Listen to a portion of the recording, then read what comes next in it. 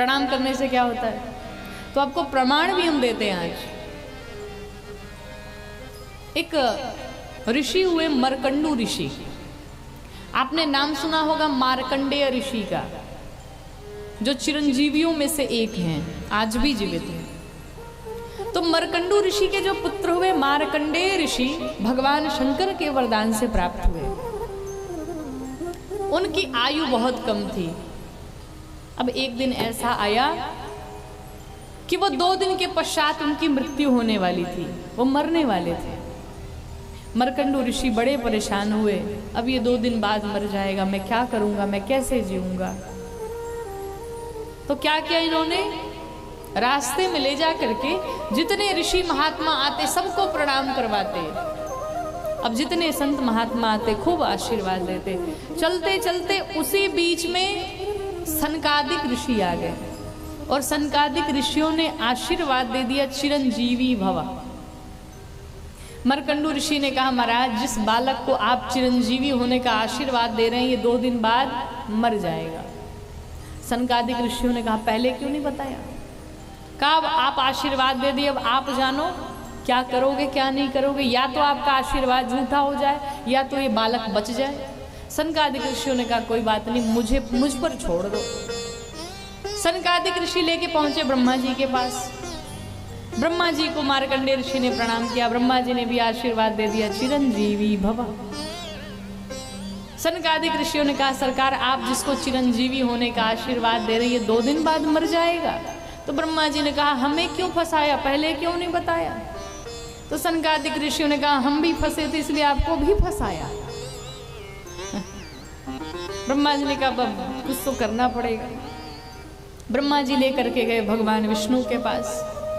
फिर बालक ने प्रणाम किया, भगवान नारायण ने भी कह दिया, चिरंजीवी भव। ब्रह्मा जी ने कहा, लो हो गया काम। कहा, सरकार जिसको आशीर्वाद दे रहे चिरंजीवी होने का, ये 2 दिन बाद मर जाएगा। भगवान विष्णु ने कहा, मैं क्यों फंसाया? कहा, सब फंसे थे इसलिए आपको ही फंसाया। अब हम अकेले झूठे थोड़ी बनेंगे। अब हम भी कहेंगे कि जब ब्रह्मा जी झूठ बोल सकते, भगवान नारायण झूठ बोल सकते, तो हम क्यों नहीं बोल सकते? जब बापे झूठ बोलने को तैयार है तो बेटे तो रहेंगे। अब महाराज कहा, एक उपाय बचा है, भगवान शंकर बचे। सभी मिलकर के लेकर के गए भगवान शंकर के पास। बच्चे से कहा, देखो बाबा के पांव पकड़ लेना।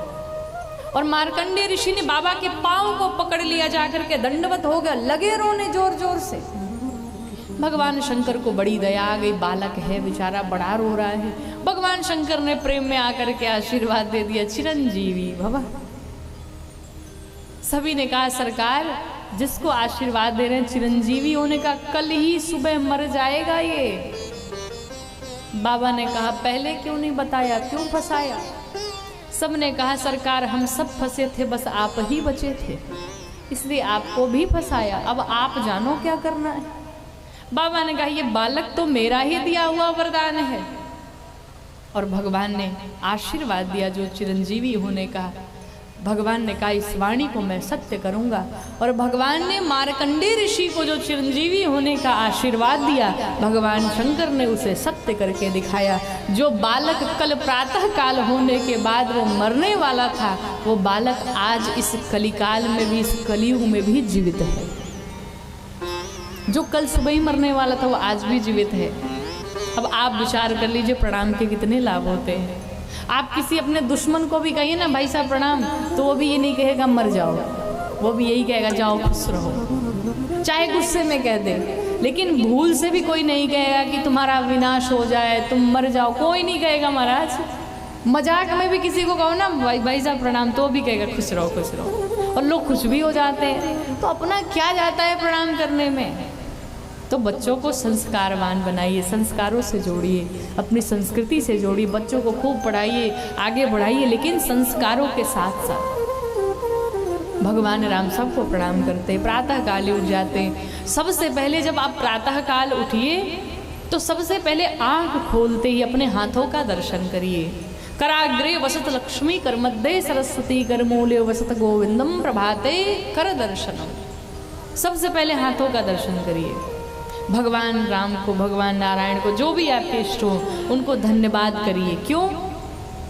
प्रभु सो गए थे रात में और कोई ठिकाना नहीं कि उठेंगे भी कि नहीं। कई लोग सोते सोते ही चले जाते हैं, क्या पता। लेकिन नाथ आपकी कृपा से हमने अपने जीवन का एक और सवेरा देख लिया। हे नाथ, मैं आपको बारंबार धन्यवाद करता हूँ। इसलिए भगवान को धन्यवाद करिए, जीवन का एक और सवेरा देखने को मिला। उसके बाद से जब अपने पांव जमीन पे रखिए तो धरती मैया को प्रणाम करिए, उनसे क्षमा मांगिए। हे धरती मैया, हम आपके ऊपर न जाने कितने पाप करते हैं, लेकिन फिर भी आप हमें क्षमा करती हैं। इसके लिए मैं आपको बारंबार धन्यवाद करती हूँ, प्रणाम करती हूँ। तत्पश्चात घर के जो बड़े हैं, माता पिता जो भी हो घर में, उनको प्रणाम करिए, उनका आशीर्वाद लीजिए। लेकिन यहाँ तो सुबह महाराज गजब की शुरुआत करते हैं लोग। बेड पे ही चाहिए, क्या टी चाहिए मुझे बेड पे। हमें तो बेड टी लेने की आदत है, जो बेड टी लेते हैं बुरा न मानेंगे, लेकिन ये गलत बात है। हमारी सनातन संस्कृति में तो बिना स्नान के बाद, बिना स्नान किए, बिना भगवान का दर्शन किए मुख में कुछ डालना वर्जित है। लेकिन फिर भी अगर आपकी आदत है, आप नहीं कर पाते हैं, तो कम से कम उठने के पश्चात नित्य क्रिया करके, ब्रश करके, मुख धुल के, चेहरा स्वच्छ साफ करके आप चाय लिया करिए। भले स्नान न करिए, लेकिन कम से कम इतना कार्य तो करना ही चाहिए। बेड पे सोए सोए कभी सोते उठते चाय नहीं पीना चाहिए, ये उचित नहीं है। भगवान राम सबको प्रणाम करते हैं, अपने छोटे भाइयों के संग में वेद पुराण की कथाएं सुनाते हैं सभी को। बड़ा अद्भुत प्रेम है। अपने माता पिता से पूछ पूछ करके सब कार्य करते हैं। देखिए, बच्चे जब बड़े हो जाते हैं, समझदार हो जाते हैं, किसी पद पर चले जाते हैं, ठीक है, वो समझदार हैं, उनका डिसीजन है, वो खुद ले सकते हैं। लेकिन फिर भी यहाँ में ये सीख मिलती है कि हमें एक बार अपने माता पिता को अवश्य बता देना चाहिए। क्यों? उन्हें अच्छा लगता है कि हमारे बच्चे हमसे पूछ रहे हैं। करना आपको ही है, मालिक आप ही है, सब कुछ आप ही करेंगे, लेकिन फिर भी अपने माता पिता से पूछ करके हर कार्य करना चाहिए। भगवान राम भी पूछ पूछ करके कार्य करते हैं, और ये चरित्र देख करके सभी हर्षित हैं, सभी प्रसन्न हैं। भगवान इस प्रकार से अयोध्या में वास करते हैं।